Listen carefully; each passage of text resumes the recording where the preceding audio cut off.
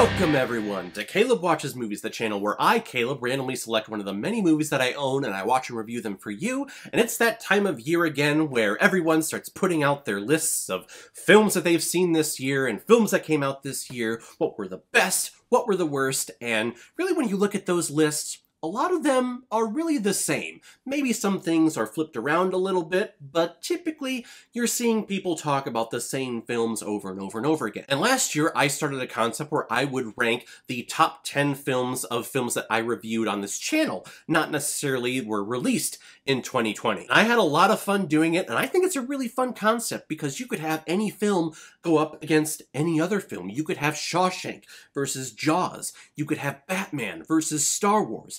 Whatever it is, it's all fair game in my list, just as long as I published a review on it within the year. And with 2020 being the year that it is, maybe you'll see this on other YouTube movie review channels. Just know that the person that started the whole concept was this guy. Right here. Everyone's copying me. So this video talks about the top 10 films that I reviewed this year.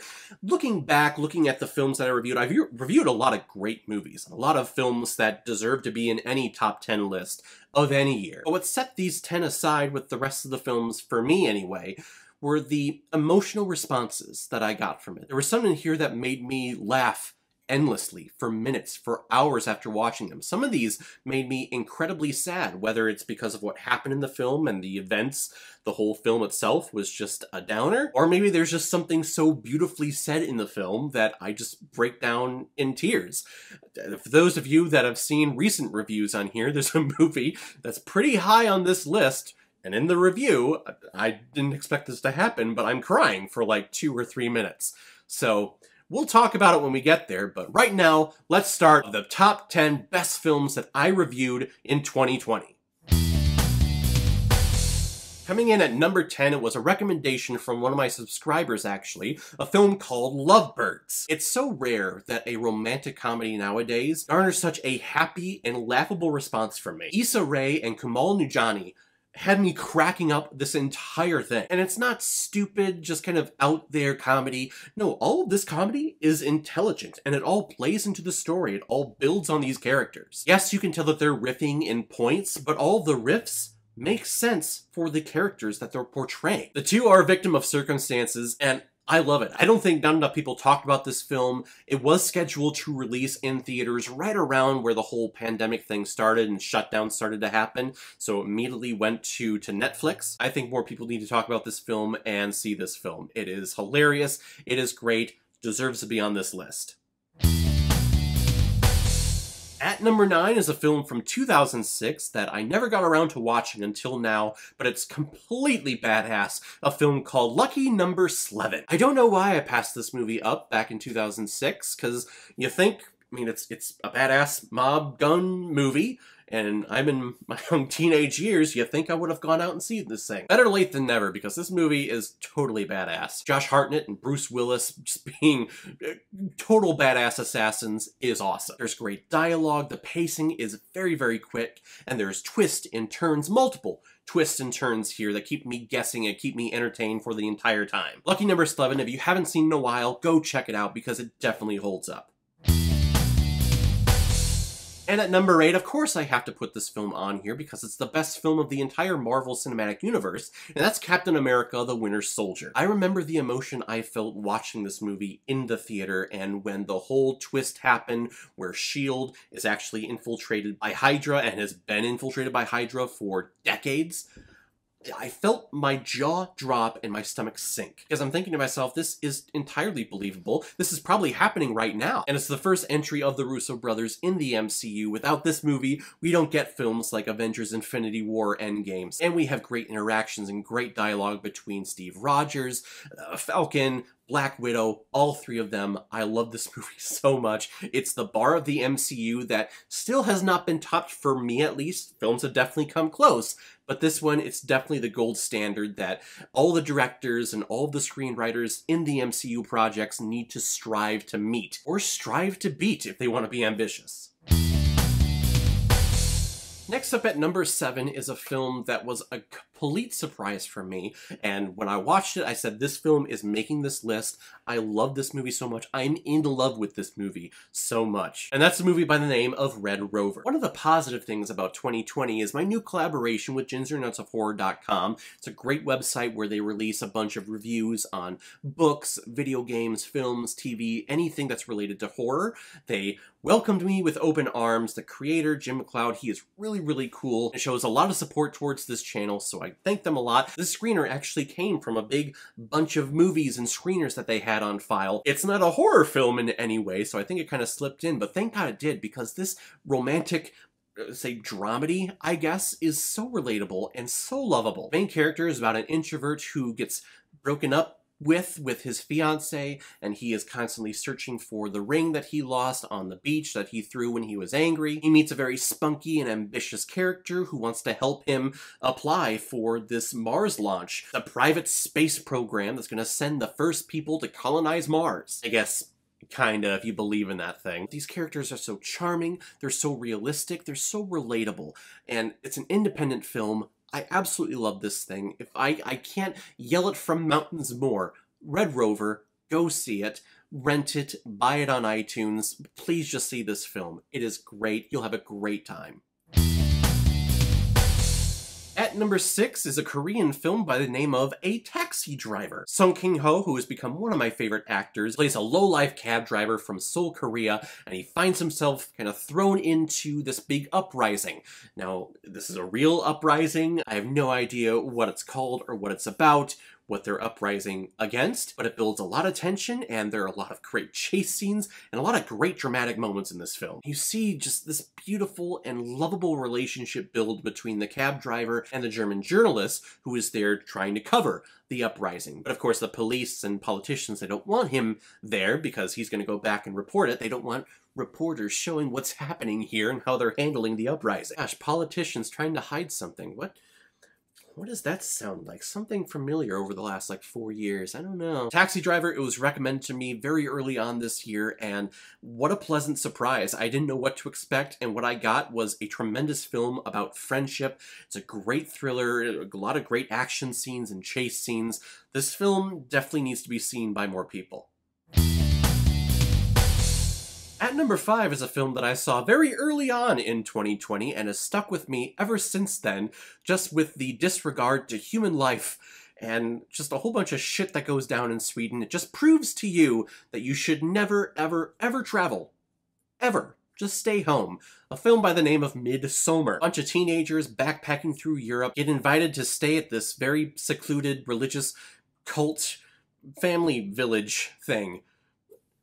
What do you expect is going to happen? Oh, we get a lot of skinning, and we get a lot of stuffing, and we get a lot of burning, and the images, the disturbing scenes, the climax of this movie has stayed in my mind. I have thought about this movie every single day since seeing it. There's murder, there's sacrifices. I guess you can make the comparison to The Wicker Man, or at least that's what other people are saying. I've never seen The Wicker Man, so maybe we'll get to that one next year, but for me, this is an original idea for me that's very haunting and puts the fear in me to ever travel, at least to a secluded place, because the landscape here is beautiful. I love seeing this place, but the villagers and their weird religious ceremony antics, yeah, of course people are going to get skinned alive and sacrificed. What did you expect was going to happen?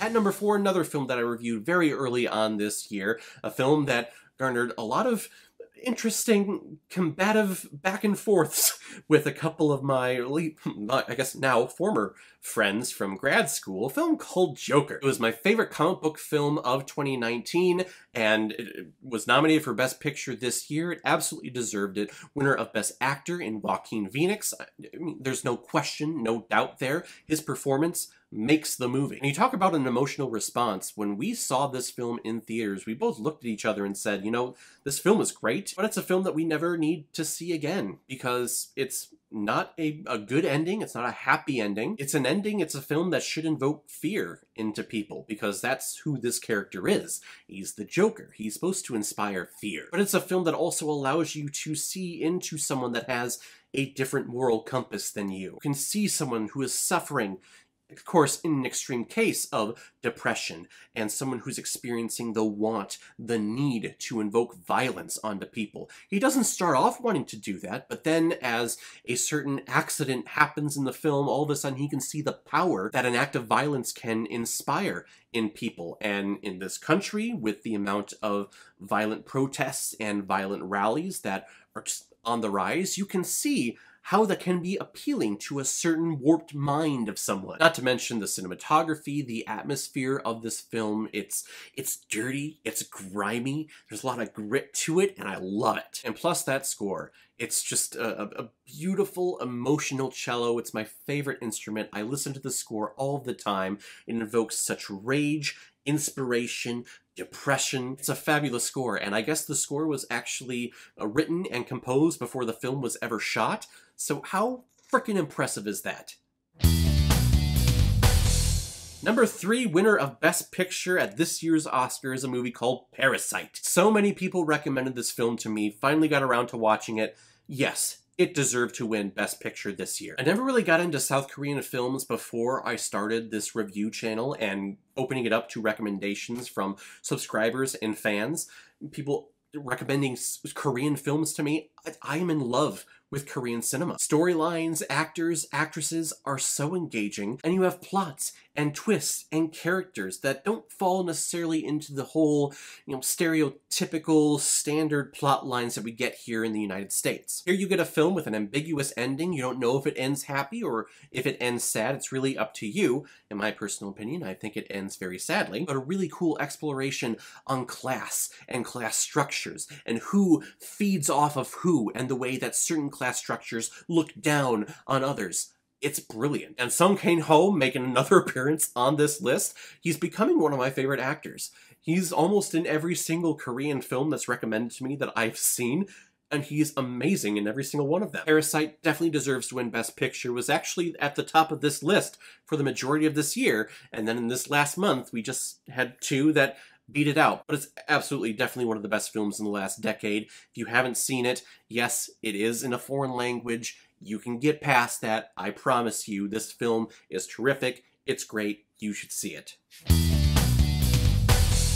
At number 2 is a film that I recently reviewed this month on this channel, a movie that was such a delight for me to watch, and I think in my review I said this is a perfect movie.